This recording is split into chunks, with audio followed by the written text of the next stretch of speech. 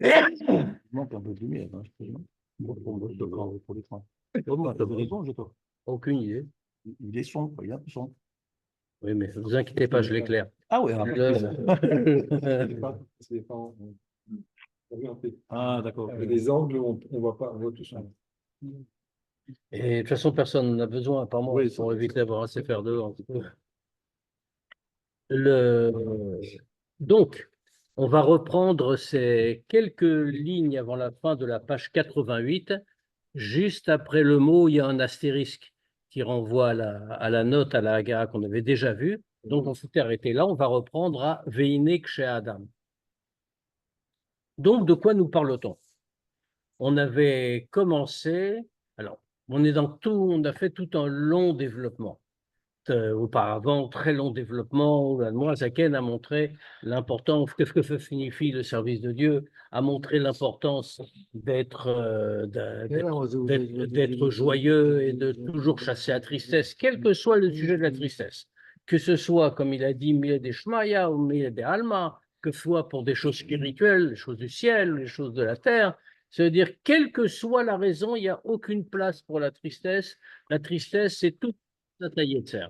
C'est toujours le Yetzara qui vient et qui veut alourdir pour qu'on ne retourne pas vers Dieu. On avait longuement développé sur ces thèmes-là. Ensuite, le Hadmour Azaken a rapporté un enseignement tiré du Tikkun Zohar, il a cité d'ailleurs, du Yinuka. Le Yinuka, donc, le fils de Rav Hamnuna Saba, qui dit quelque chose, qui commente un passage, commente un verset, qui dit Chacham enav berosho, que le Chacham, c'est le Chacham a les yeux dans la tête. Alors, évidemment, la question qui se pose, c'est mais qu'est-ce que ça veut dire cette phrase? On a l'air de dire que le Chacham, il est spécial. On souligne, c'est le Chacham qui a les yeux dans la tête. A priori, n'importe quel être humain a les yeux dans la tête. Donc, qu'est-ce qu'on veut nous dire? Alors, le Yinuka répond et dit, qu'est-ce que ça signifie? Ça signifie, il cite, etc., mais on ne va pas tout répéter. Ça signifie que tout homme a la shrina au-dessus de lui. Il a une flamme, la shrina qui est au-dessus de sa tête. Et c'est pour ça qu'on n'a pas le droit de rester à tête découverte, etc., parce que la shrina est avec nous constamment. Et maintenant, qu'est-ce que ça signifie? Qui est le Chacham? Celui qui sait la shrina qui est sur lui, qui est au-dessus de sa tête.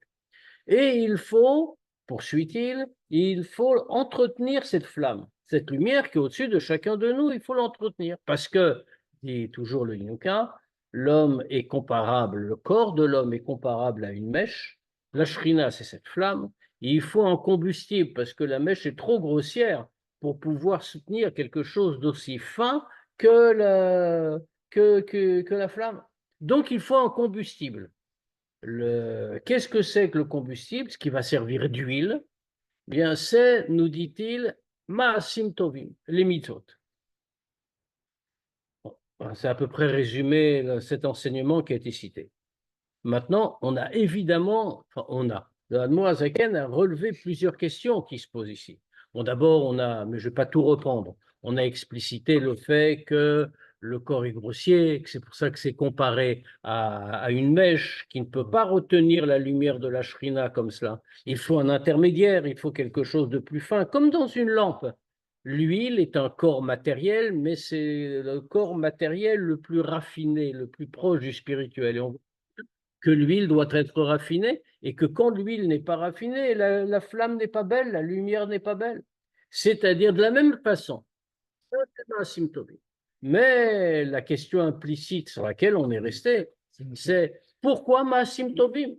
Je sais que vous n'avez pas compris. Quand on fait des Maasim Tovim, on a directement la Shrina sur soi, puisqu'on est Batel et tout, d'accord?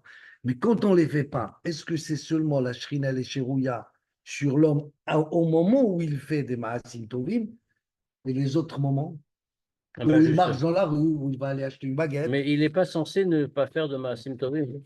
Constamment. H24. Et en tout cas, ça signifie que l'homme en question, donc, il doit faire des Maasim Tovim. Mais on est en train de parler de choses spirituelles. On est en train de parler de Shrina. La Shrina qui vient sur l'homme, qui vient sur sa tête, etc. Et que tout le monde peut voir, le Raham va voir. On aurait attendu quelque chose de spirituel.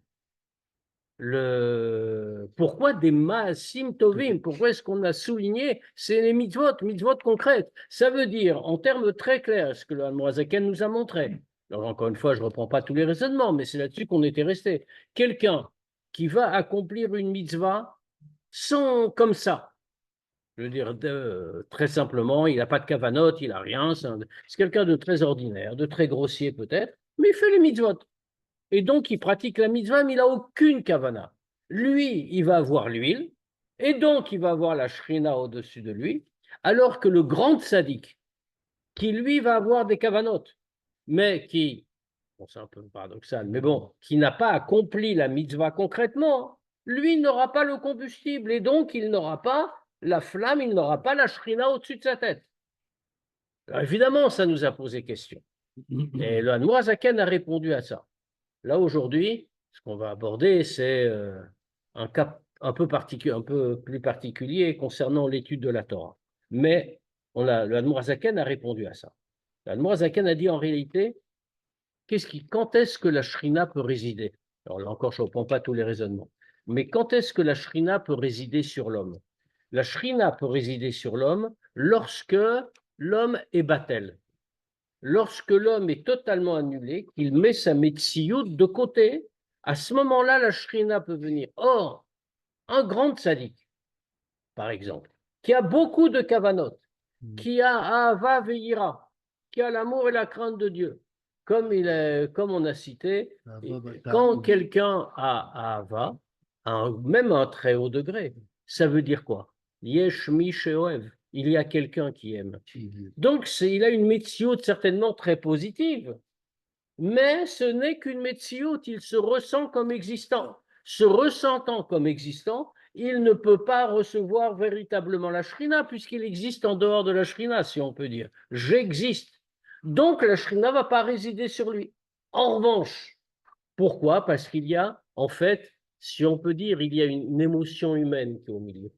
Même si c'est une émotion, encore une fois, très positive et qu'il faut encourager, qu'il faut rechercher, parce que bien sûr qu'on doit avoir Ava Ve'yira, mais malgré tout, si ça ne l'a pas conduit au bitoul complet, au renoncement à lui-même, à la conscience de sa propre existence, il ne peut pas recevoir la Shrina.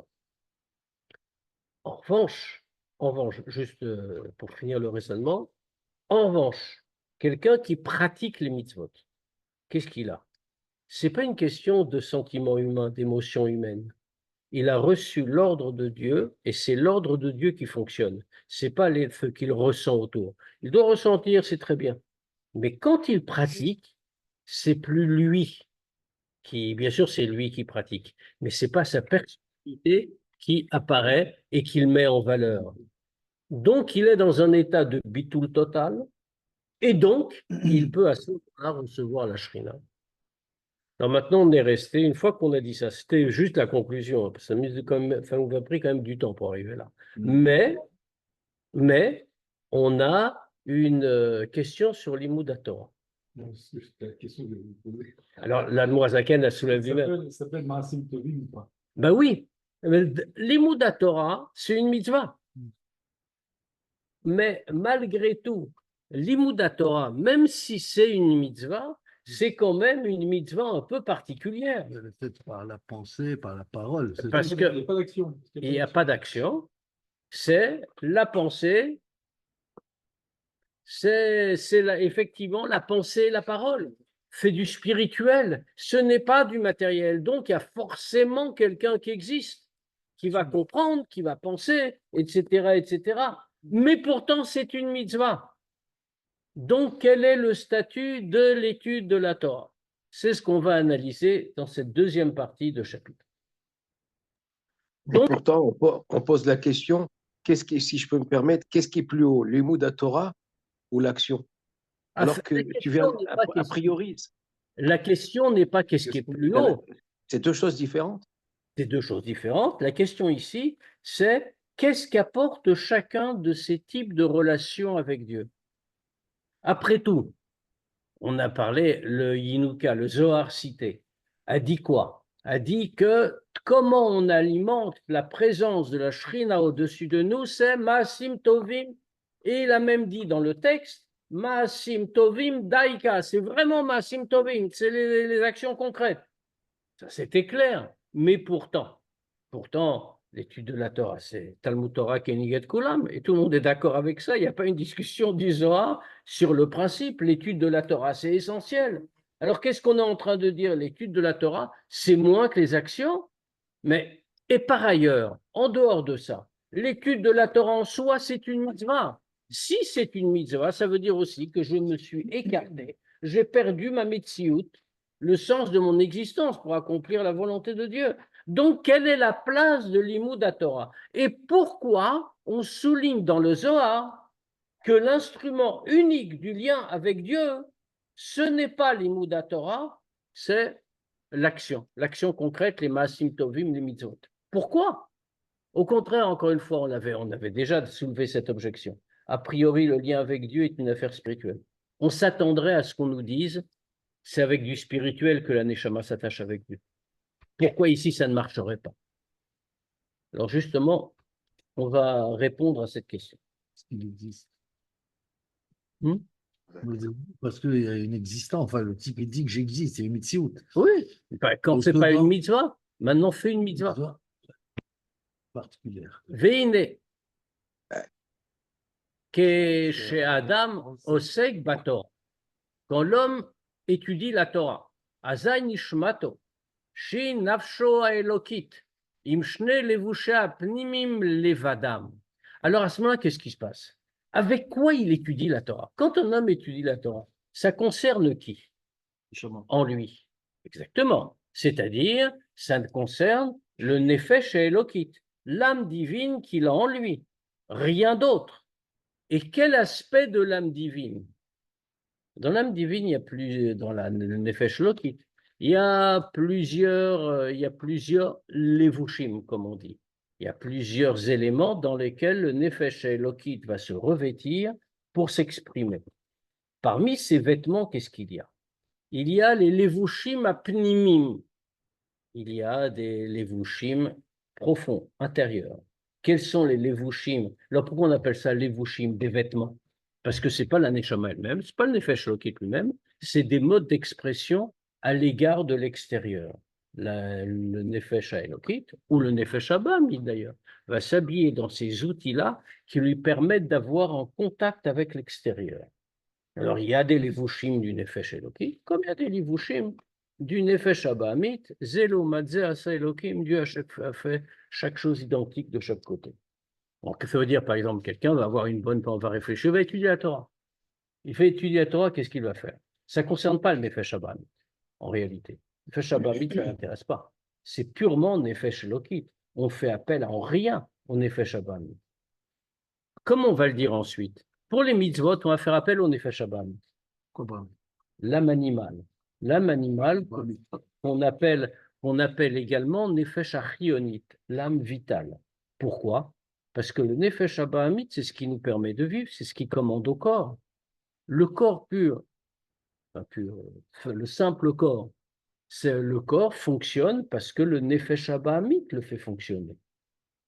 Autrement dit, ici, quand il s'agit de l'étude de la Torah, le Nefesh Abahamit n'intervient en aucune façon.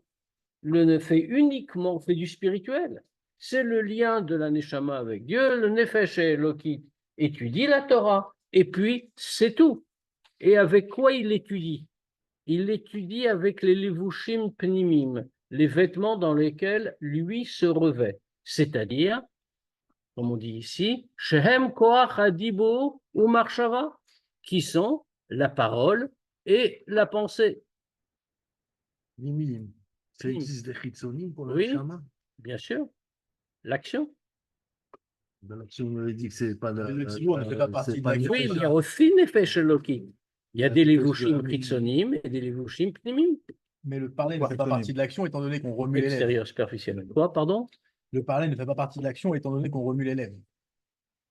Oui, C'est pas l'action en tant que telle. La parole Oui, bien sûr. En fait, on explique ça pour la tfila. On dit que la tfila, c'est une action. C'est pour ça qu'on doit bouger les lèvres. Donc, ça rentre aussi, ça concerne le maasé. Ça concerne l'action.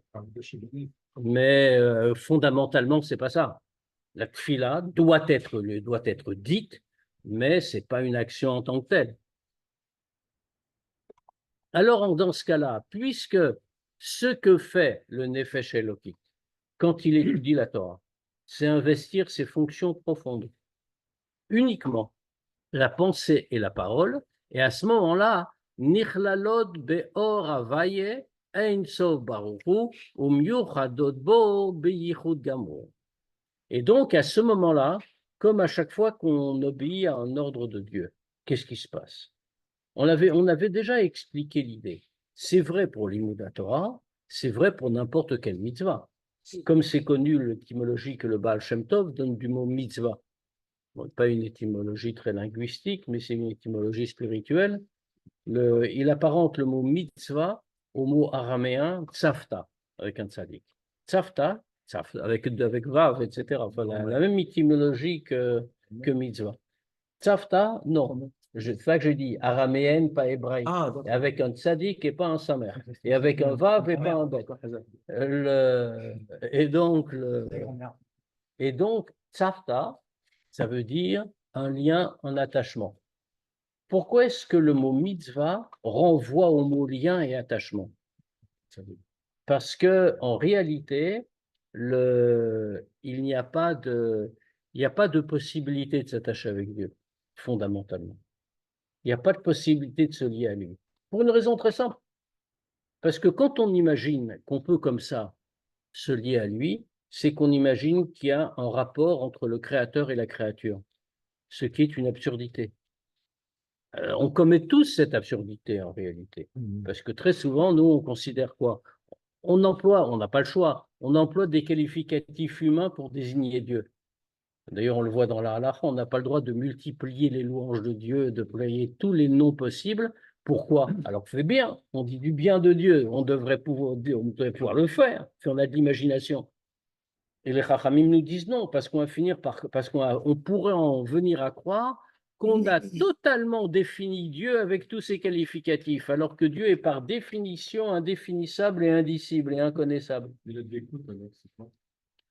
Alors, ça veut dire qu'il faut, ça c'est encore autre chose, c'est encore un sujet.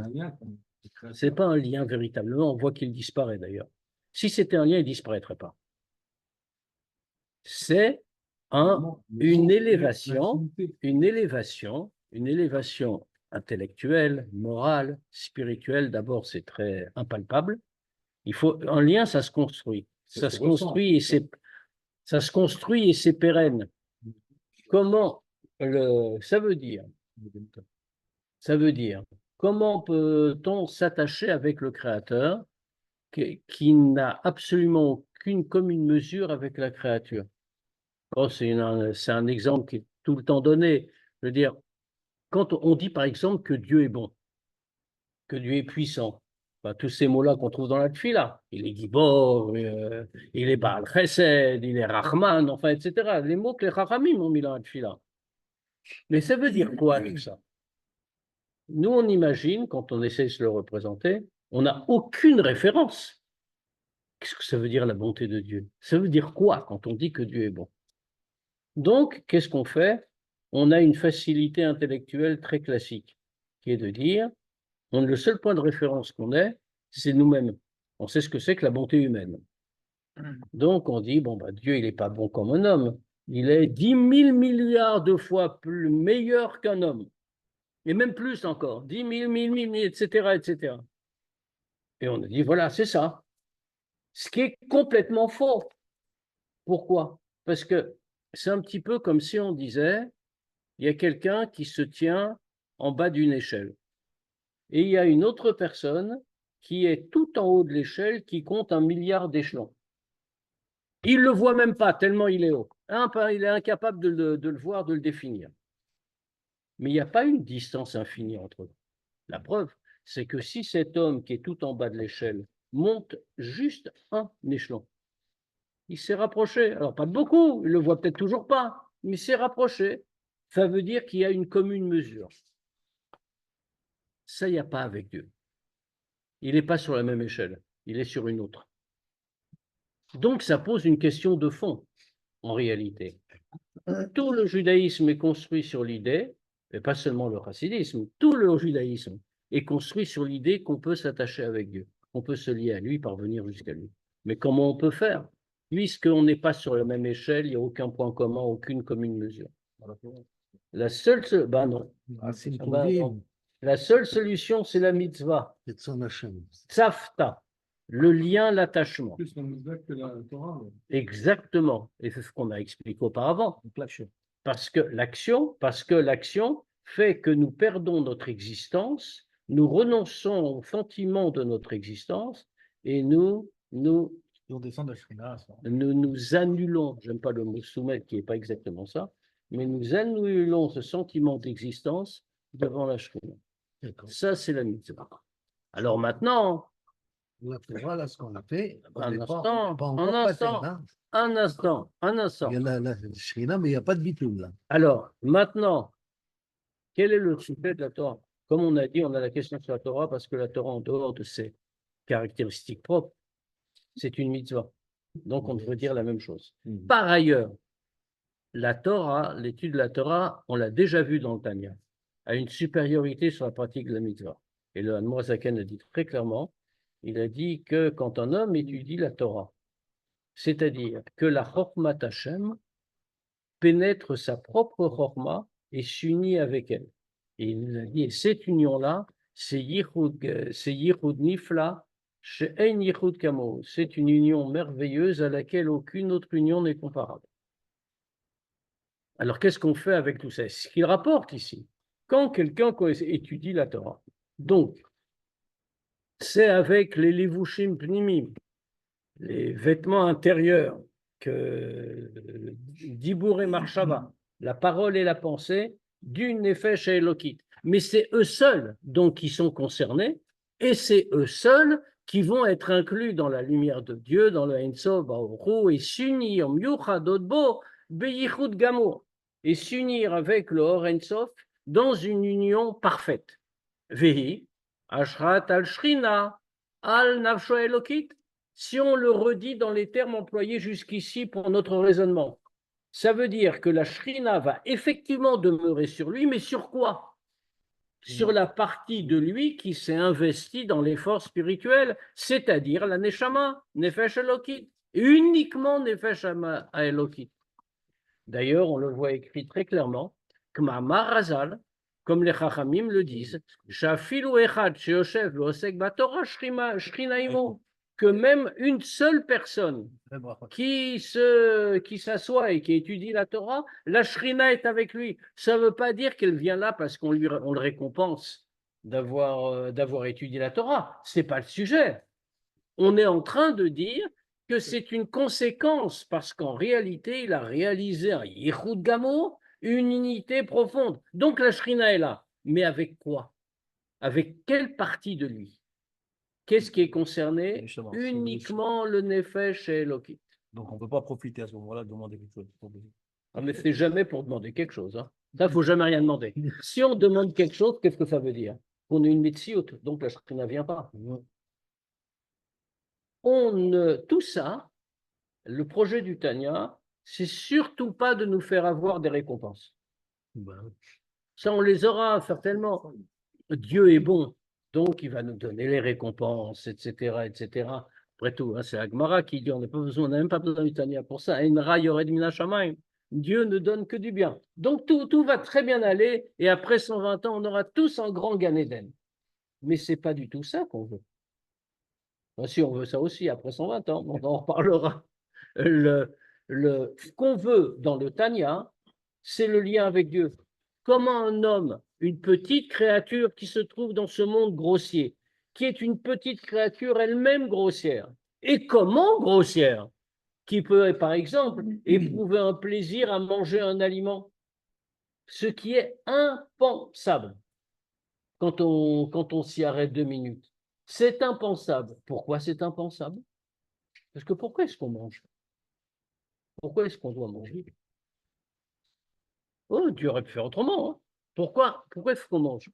On mange parce qu'on fait un travail spirituel dans ce monde en faisant une bracha, en élevant la nourriture que nous mangeons. C'est pour ça que Dieu nous a donné de l'appétit.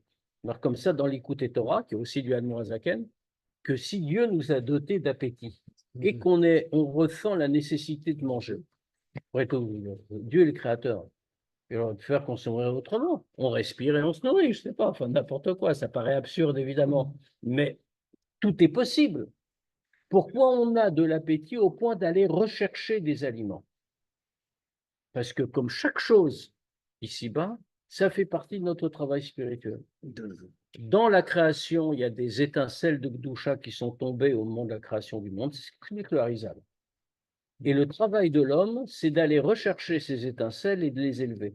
Je suis pas spirituel, mais c'est un travail matériel. Manger, c'est un. Mais qu'est-ce qui fait exister la nourriture? C'est la nourriture, c'est l'étincelle qui s'y trouve. Et pourquoi? Parce que comme ça, nous allons dire une bracha et nous allons élever l'étincelle qui était dans cette nourriture. C'est le seul but de l'alimentation, le seul but de l'appétit. Or, le Ta'anouk, c'est celui de l'étude, bien sûr. De quoi? Ta'anouk de Shabbat est un Ta'anouk spirituel, rien à voir. Et parce que le Shabbat est un degré différent, il n'y a pas de birur au Shabbat, il n'y a pas d'élévation de la matière, parce que la matière est un autre degré. Et donc, c'est tout le Shabbat qui rend le monde différent. On n'a pas de avoda à faire. Donc, le Ta'anoug matériel est un Ta'anoug spirituel dans la réalité. Mais dans notre avoda de tous les jours, alors imaginons la situation cauchemardesque. Quelqu'un qui a un splendide gâteau devant lui et il y a une étincelle divine dedans. Et cette étincelle divine, elle l'attend dans ce gâteau depuis la création du monde, parce que c'est son travail à lui. Et lui, au lieu de penser à élever l'étincelle divine, il se dit, qu'est-ce que c'est bon, quelle bonne crème, j'ai bien fait d'acheter chez ce pâtissier. Ça veut dire quoi? Non seulement il n'a pas fait élever l'étincelle divine, mais il a fait descendre plus bas. Mais il va l'élever puisqu'il va faire la boisson. Non, ça marche pas comme ça. Alors, c'est le pied à la femme, mais après, il y a un côté qui est plus. Exactement, c'est le contenu de la On a bracha. le droit de dire quand même il est bon, il n'est pas bon. On dit que l'œil, c'est lui qui mange, c'est pas le ventre. Eh ben, voilà. Il faut changer tout ça. C'est ni l'œil ni le ventre, c'est la neshama qui mange. C'est pour ça d'ailleurs que chez les chassidim, on va en parler plus loin, il y a toujours eu une idée de itkafia. Qu'est-ce que ça veut dire itkafia? Aujourd'hui, ça se fait moins, parce que les générations ont beaucoup baissé chez tout le monde. Mais dans les générations précédentes, itkafia, qui est qu'on courbe le nefesh habamit, qu'on ne lui donne pas ce qu'il veut. Autrement dit, on ne recherche pas le bon goût des choses. On mange que des choses ordinaires. Pourquoi? Enfin, ordinaire. Ça veut dire mauvaise, mais ça veut dire sans rechercher de raffinement dans toutes les choses matérielles. Pourquoi? Parce que c'est pas ça le but de notre âme. Voilà, c'est exactement ce que disent les Chachamim, tout à fait. Ashrecha vetovla. Oui, c'est pour ça que je dis même chez les Chassidim. C'est pas... Mais chez les Chassidim, les gens faisaient très attention, il y a encore 2 générations, hein, c'est pas vieux, c'est pas l'époque de la Gemara, je veux dire. C'est à 2 générations. Maintenant, aujourd'hui, on dit contente-toi d'une seule part de gâteau. Et, en tout cas, ça veut dire que l'étude de la Torah, qu'est-ce qu'elle a fait? Elle a réalisé la venue de la Shrina. Mais sur quoi? Uniquement sur le Nefesh Elokit et sur paroles et pensées du Nefesh Elokit. Mais ça, c'est pas tout l'homme. L'homme, c'est quoi? C'est son corps. C'est-à-dire son Nefesh Abahamit, son Nefesh Achionit. Il faut réaliser l'élévation de tous les degrés. Alors, on va le voir tout de suite. Dès le Hamshir, Or ve'arat Ashrina, Gam al gufo venafsho abamit. Maintenant, pour faire descendre, pour attirer la lumière du rayonnement de la Shrina également sur son corps, et donc sur son effet Shabamit, chez Achionit, et donc l'âme vitale, Amelouveshet Begoufo Mamash, qui est vraiment habillée dans son corps. Puisqu'encore une fois, qu'est-ce qui nous permet de bouger? Qu'est-ce qui nous permet de vivre matériellement? Ce n'est pas le Nefesh Elokit. Le Nefesh Elokit ne pénètre pas comme le Nefesh Abahamit dans le corps. Il donne une vitalité générale. Mais c'est le Nefesh Abahamit qui s'habille dans chaque membre, qui fait que le bras va servir à bouger, la jambe à avancer, etc., etc. Donc, il est nécessaire de faire intervenir quelque chose qui ne se contente pas d'avoir un rayonnement sur le Nefesh Elokit, mais qui va descendre jusque dans le Nefesh Abahamit. Donc, il faut faire le mitzvot. Mais celui qui fait des mitzvot ma'asim tovim qu'on a dit avant, alors lui, il va avoir une ashra'a, il va être pas bon, mais il n'aura rien au niveau de sa neshama. Si, parce que ça va avec aussi. Il négative Parce les qu'on dit mis de qu'il côté. est Mais batel. non, on ne dit pas qu'il aura rien au niveau de sa neshama. Il est uni totalement avec Dieu. Il n'a plus de metsiout. Maintenant, c'est jusqu'au plus bas des degrés, Oui. pas juste au degré raffiné. Mais- On le voit tout de suite. Réplimi, quoi. Exactement. Le réplimi, c'est l'objet qui va venir avec le. Tsarir lekelem mitzvot maasiot. Pour pouvoir faire que la Shrina descende jusque sur le corps, alors il faut accomplir les mitzvot concrètes. Anaasim aliede aguf mamash, qui sont faites par le corps. Sheaz koach aguf mamash shebeasiazu, nichlal beor avaye urtsuno, ou miuchad bo biyichud gamur. Alors à ce moment-là, qu'est-ce qui se passe? Quand on pratique une mitzvah concrète, c'est fait par le corps lui-même. Alors c'est la capacité du corps, la force du corps lui-même qui est investie dans cette action, qui est incluse dans la lumière de Dieu et dans sa volonté, et donc totalement unie avec lui. Véhu, c'est quoi? Justement, on parlait des trois levushim. Les trois levushim du nefesh, que ce soit Elokit ou Abahamit, c'est Marshava, Dibur, Maase. La pensée, la parole, la pensée, la parole et l'action. On a vu que l'étude de la Torah, par définition, ça concerne la pensée et la parole. Autrement dit, les capacités supérieures. Alors que les mitzvot, c'est de l'action.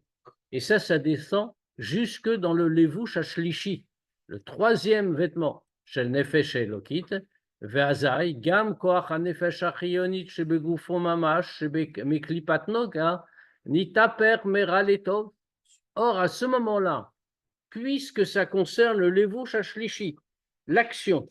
Or, l'action, mais quelle action? Une action de mitzvah. Donc, c'est effectivement le Nefesh Elokit.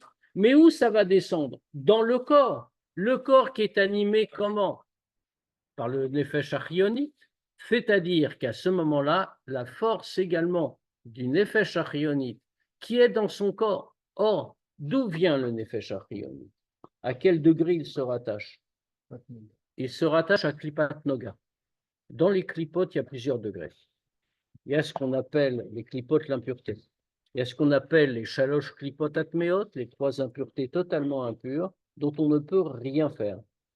Par exemple, un animal taref, c'est dans les shalosh klipot atmeot. C'est pour ça d'ailleurs, pourquoi un animal est taref. Je ne regarde pas du point de vue de la halakha, bien sûr, mais du point de vue spirituel. Pourquoi est-ce que ça existe? Parce que sa racine spirituelle est totalement impure, et donc, il est prisonnier des clipotes. D'ailleurs, on comprend très bien. On le voit même des mots en hébreu. Comment est-ce qu'on appelle quelque chose d'interdit? On dit que c'est assour. Comment est-ce qu'on dit quelque chose de permis? On dit c'est moutar. Ces mots-là, assour et moutar, sont très intéressants. On les retrouve dans une bracha. On remercie Dieu qui est matir assourim. C'est les mêmes mots. Qu'est-ce que ça veut dire matir? Qui délivre assourim, les prisonniers. C'est-à-dire, l'objet qui est assour interdit est en fait interdit parce qu'il est prisonnier des clipotes, il est prisonnier de l'impureté. On ne peut rien en faire. Par exemple, quelqu'un qui dirait, tiens, je vais élever, Chadou Shalom, de la viande taref, d'un animal taref. Je vais la manger, je fais une bracha, et comme ça, je vais l'élever. Il dit, il ne peut pas, c'est assourd. L'objet est prisonnier. Il est prisonnier des clipotes. Ma chère va venir, il va le libérer, etc. Mais en attendant, on ne peut rien faire. Pardon? Pékor Nefesh, mais parce qu'on a repoussé l'interdit. Il vaut mieux pas avoir Pékor Nefesh. On n'a pas le choix des fois. Oui, bien sûr. Maintenant, quelque chose qui est moutard, qu'est-ce que ça veut dire? C'est que c'est délivré des clipotes. C'est délivré de l'impureté, on peut donc l'utiliser. Et ici, c'est ce qu'on est en train de dire. Hein. Le corps, alors, quand c'est délivré des clipotes, il y a des choses matérielles qui ne appartiennent pas à la Gdusha a priori. Le monde matériel n'appartient pas forcément à la Gdusha. Je veux dire, avec ce bois, par exemple, objet matériel, ce bois-là, à l'origine, il aurait pu servir, Chadvé Shalom, à faire une avoda zara. Il aurait été, ça c'est avoda zara, vraiment. Et ça veut dire quoi? Le bois, la nature du bois aurait été transformée. Ce bois aurait servi à faire une avoda zara, Chadvé Shalom. Dans ce cas, le bois lui-même serait devenu un élément des shalosh klipot atmeot, 3 impuretés. On n'avait rien le droit d'en faire, etc., etc.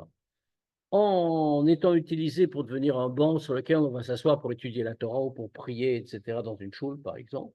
Dans ce cas-là, on l'a fait passer du côté de la Gdusha.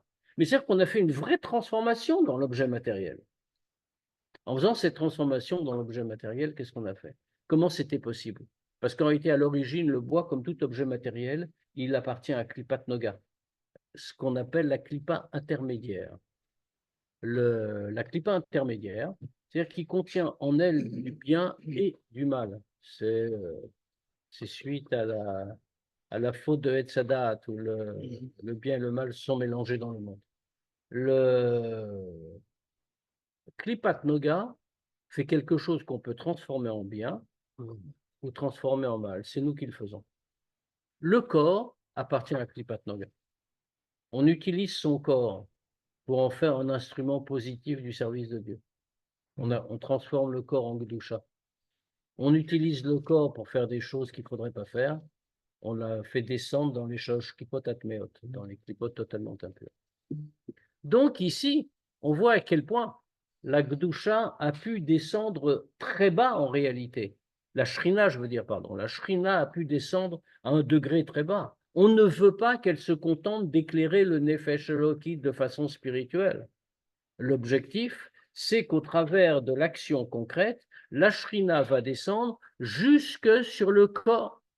Et dans ce cas-là, puisque il va descendre d'abord dans le Nefesh Elokit, bien sûr, mais dans la troisième lévouche.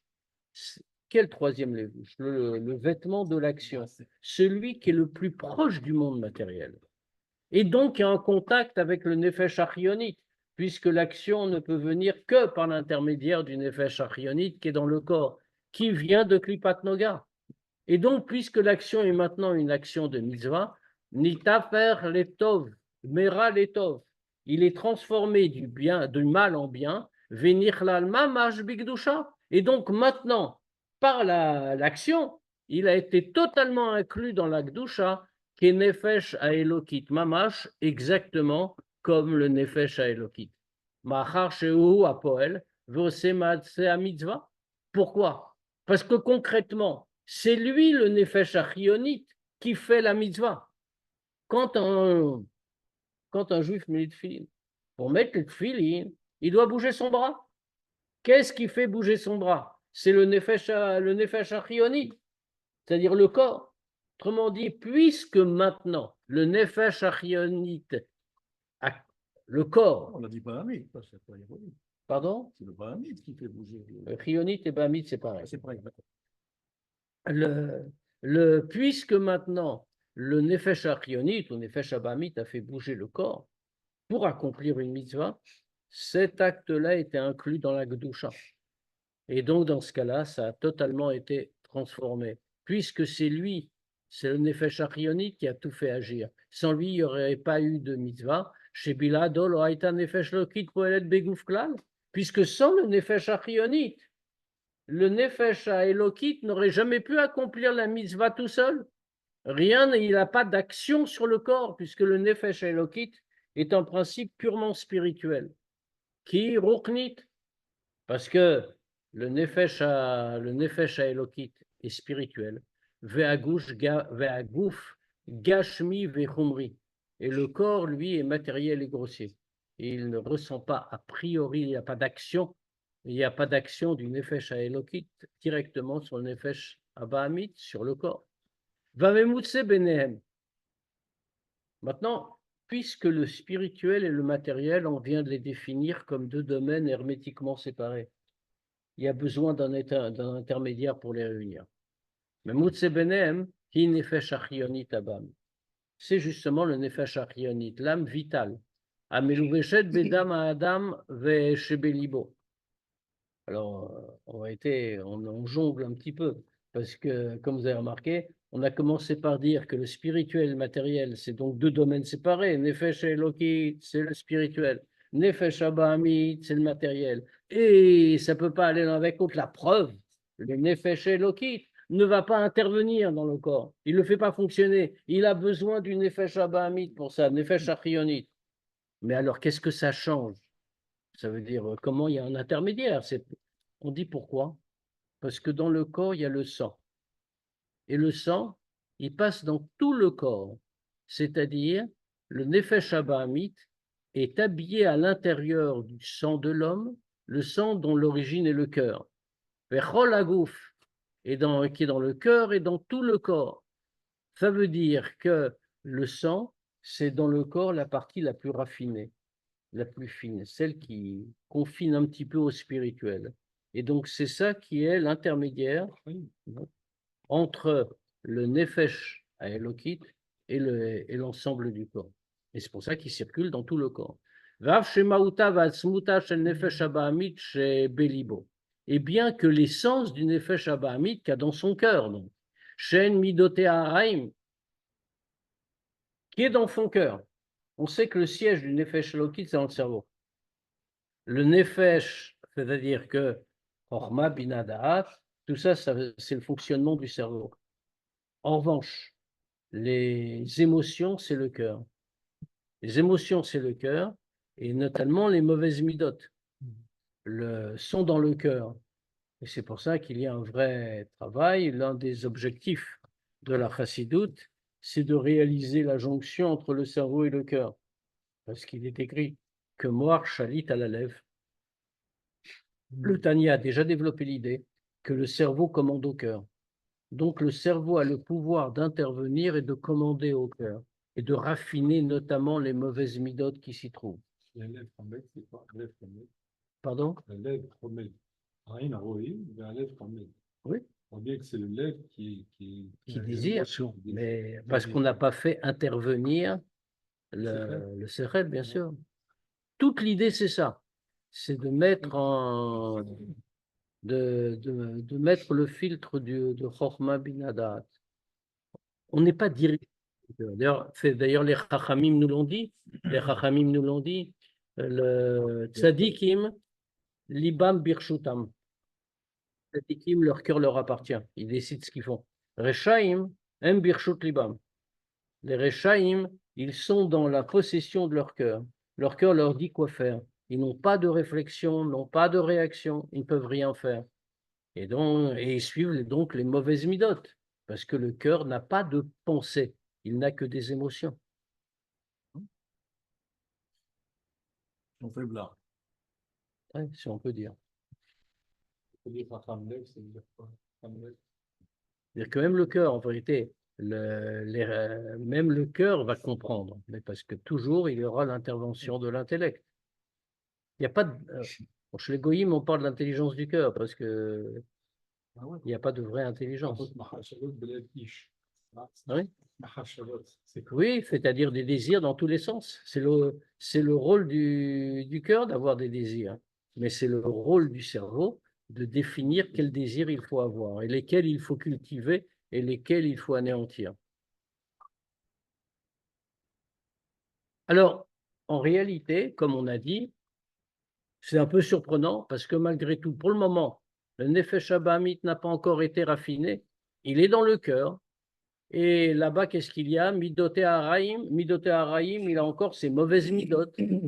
Lo nirlelu bigdusha, ils ne sont pas encore inclus dans la Gdusha, même quand il a accompli les Maasim Tovim. Donc, comment va-t-on dire qu'il peut servir d'intermédiaire pour s'unir avec Dieu de cette manière aussi profonde?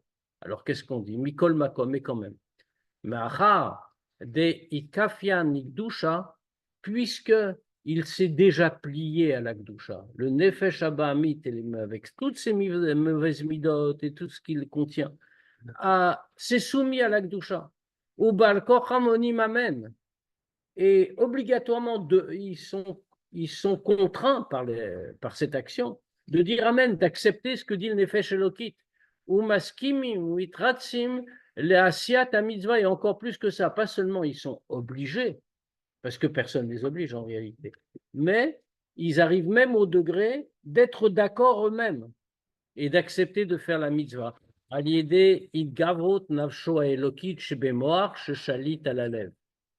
quoi? Parce que le Nefesh Elokit, qui est plus haut, plus fort, qui est dans le cerveau, qui domine le cœur, les a conduits à accepter le bon chemin.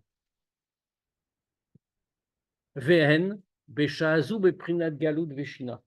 Et donc, de ce fait, puisque le Nefesh Elokit l'a emporté et a soumis totalement par la pratique de la mitzvah, alors ça va pénétrer jusque dans le Nefesh Achionite, comme on a dit, dans le corps, et toutes les forces opposées sont dans cette situation, même si elles existent toujours, dans un degré de galoute et dans un degré de sommeil. Qu'est-ce que ça veut dire? Dans un degré de galoute, c'est bien sûr une métaphore, dans un degré de galoute, qu'est-ce que c'est que la galoute? La galoute, comme son nom l'indique, c'est l'exil, on l'a renvoyé de son endroit initial. Ces forces-là ont été chassées de leur place, elles ne peuvent rien faire, même si elles existent encore, et même ça ne suffisait pas, elles sont maintenant dans une situation de shina, de sommeil, comme un homme endormi. Un homme endormi, il est toujours là, il a toutes ses capacités, il pourrait la preuve c'est qu'il peut se réveiller à l'instant même. Mais pendant qu'il est endormi, il n'a aucun pouvoir. Dans combien de temps ça? Le temps de la mitzvah? Voilà. Alors, si on fait la mitzvah comme il faut, ça va durer un petit peu plus. Les chaînes de foot d'abord. Tu mets des films aux gens, c'est-à-dire c'est 3 minutes, t'es complètement, ton âme animale est complètement en Absolument. galoute dans C'est ton cœur. exactement ce qu'on est en train de dire. C'est-à-dire, et pas par la vertu de la kavana, etc. Ça, c'est autre chose. Action, Par le simple fait d'avoir laissé de côté sa mitzvot et de s'être attaché avec la pure volonté de Dieu. Là, on va s'arrêter là pour ce soir, parce qu'il y a un point où on peut s'arrêter quand même. Et on se voit à Bezrat Hashem encore jeudi pour la Sira. Et encore, on a un lundi avant Hoshana. Oui, Dieu veut après. Mais alors, tu crois qu'on a arrêté d'étudier quand Hachem va venir? Et donc, bon, bien sûr, s'il y a des questions, on se donne quelques instants pour les poser. Comment faire durer l'état que comment faire durer la conséquence de la mitzvah après que la mitzvah soit terminée? Alors, ça, en vérité, c'est pour ça qu'il ne faut jamais rester sans mitzvah. Mais deuxièmement, en dehors de ça, la mitzvah s'enracine encore plus en nous si, bien sûr, nous aussi, on a contribué, si on s'est effacé davantage. Pourquoi est-ce qu'on oublie l'effet d'une mitzvah? C'est écrit comme ça par ailleurs que le degré d'oubli, shikra, c'est Amalek. Autrement dit, Amalek vient, l'Amalek spirituel, Asher kacha baderer. Il vient refroidir, il vient faire oublier l'effet de la mitzvah. Nous, notre travail, c'est d'enflammer tellement la mitzvah que même Amalek ne pourra pas se rapprocher. Mais c'est un travail, c'est un vrai travail, qui se fait autant par le cerveau que par le cœur, et d'abord par le cerveau. Donc, si en faisant la mitzvah, les mitzvahs qu'on va rattacher l'âme animale, Béhamid, qu'on va donner, disons qu'on va donner le troisième élément qui est le maasé, pour rejoindre, donc, pour donner toute son importance à un Neshama. Donc, c'est Pour que la Shrina descende pas seulement sur la Neshama, mais sur mais aussi- également sur le corps. Oui, c'est ça. D'accord. Il faut donc le maasé pour Absolument. faire l'ensemble. Exactement. La mitzvah ne peut pas remplir la vie d'un homme. Bon. On peut faire une mitzvah, on a combien de mitzvot? On n'a pas dit qu'il ne faut pas étudier la Torah. Non, Hein. C'était pas ça la conclusion. non, peut-être que c'est la mitzvah justement qui fait durer ce lien, ce lien avec On Hachem. va expliquer, le Tanya va continuer et va nous expliquer pourquoi la mitzvah est aussi essentielle. C'est tellement ponctuel, une mitzvah, tellement ponctuel. Oui, mais il y en a beaucoup. Il y en a beaucoup. Mais peut-être pas assez pour remplir la vie d'un homme. En réalité, tout le but, c'est quoi? On va le dire dans le chapitre suivant. Le but, c'est d'Irabat Artonim, la demeure de Dieu en bas. Le fameux Midrash, Nitava Kadosh Bokhu Liotlo d'Irabat Artonim. Dieu a désiré avoir une demeure en bas. Dans le chapitre suivant, on va expliquer le concept. Qu'est-ce que ça veut dire que Dieu veut une demeure en bas? Est-ce que mitzvah assez, est-ce que aussi c'est un bitoul aussi? Oui, ça, c'est un bitoul Parce total. que bon, t'es là, tu fais rien. On s'abstient. On s'abstient. C'est pas évident, hein, C'est- Oui, parce qu'il faut faire l'action. Vous dites qu'il y a l'action Maasim Tovim. On Maasim, parle ça à veut dire- Maasim, c'est une action positive. C'est l'action positive. Parce que Regarde-nous. Bien, on se dit à jeudi, Bezrat Hashem.